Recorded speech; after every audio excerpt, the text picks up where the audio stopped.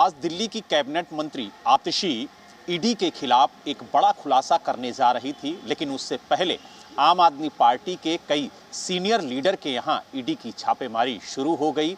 इस छापेमारी को आम आदमी पार्टी किस नज़र से देखती है, इसी पर बात करने के लिए हमारे साथ आम आदमी पार्टी की मुख्य प्रवक्ता प्रियंका कक्कड़ जी हैं। प्रियंका जी, जिस तरीके से आम आदमी पार्टी ने आज आरोप लगाया कि जो गवाह हैं उनको डराया धमकाया गया, जो सीसीटीवी फुटेज है जिसके सामने गवाही ली गई उसमें भी छेड़छाड़ हुई, तमाम तरह के आप लोगों ने आरोप लगाए और आज आतिशी ने बड़ा खुलासा भी किया कि किस तरीके से केस को ईडी घुमा रही है, किस तरीके से गवाहों पर दबाव डाल रही है, तमाम तरीके के आरोप लगाए गए। क्या कहेंगे?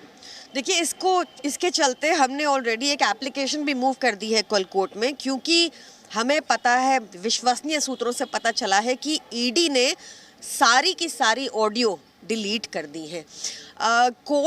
सुप्रीम कोर्ट का ये निर्देश था कि जो भी जो भी गवाही होगी वो कैमरा के अंदर होगी, ऑडियो और वीडियो के अंदर होगी और यही कोर्ट में सबमिट की जाएगी। पर ईडी सारे ऑडियो मिटा रही है। आप देखिए, ये पूरा केस केवल बयानों पे आधारित है।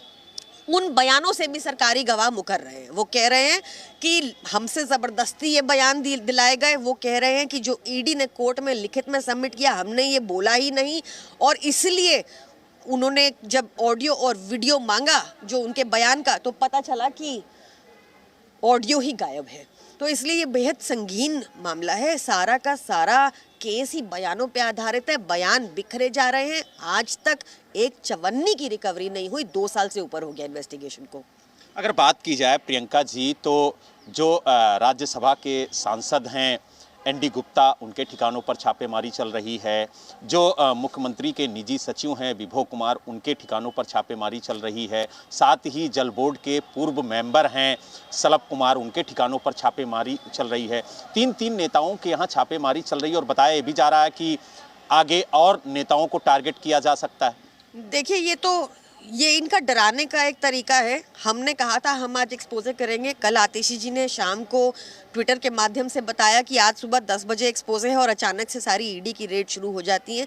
ये उनका डराने का तरीका है। पर हम भी अरविंद केजरीवाल जी के सच्चे सिपाही हैं। हम ऐसी चीज़ों से डरने वाले नहीं हैं। हम सिर्फ ये कह रहे हैं कि आप बताइए, 2 साल हो गए, आपसे चवन्नी रिकवर हो नहीं रही। पूरा का पूरा केस सरकारी गवाहों के बयानों पर आधारित है।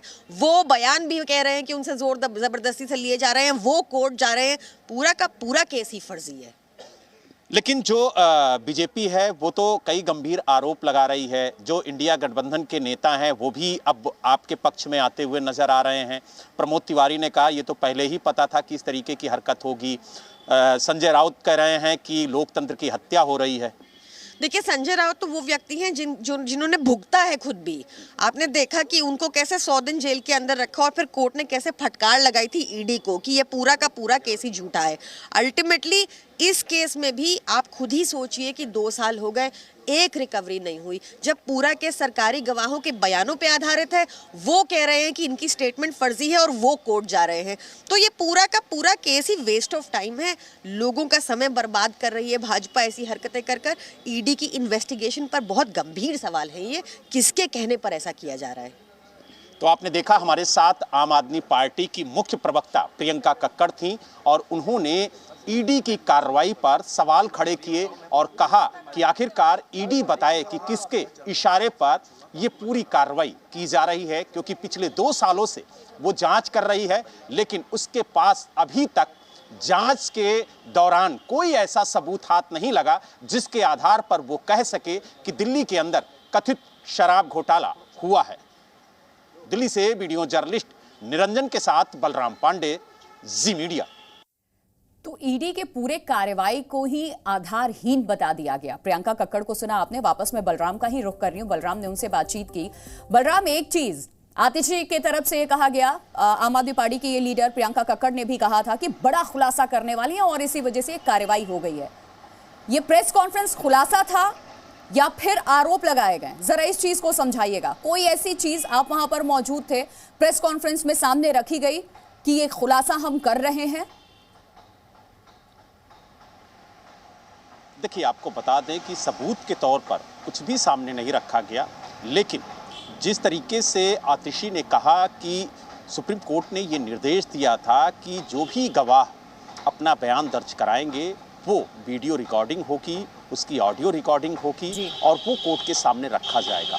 लेकिन इस प्रेस वार्ता में उन्होंने आरोप लगाया कि वीडियो रिकॉर्डिंग तो दी जा रही है, लेकिन उसमें जो ऑडियो है उससे छेड़छाड़ की जा रही है, ऑडियो को नष्ट किया जा रहा है, जिससे ये स्पष्ट नहीं हो पा रहा है कि जो सरकारी गवाह बयान दे रहे हैं उसमें उन पर दबाव डाला जा रहा है या नहीं।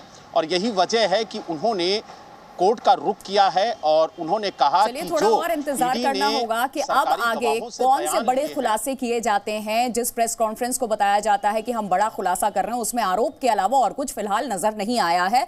बहुत शुक्रिया जितेंद्र और बलराम, आप दोनों का इस खबर पे अपडेट देने के लिए।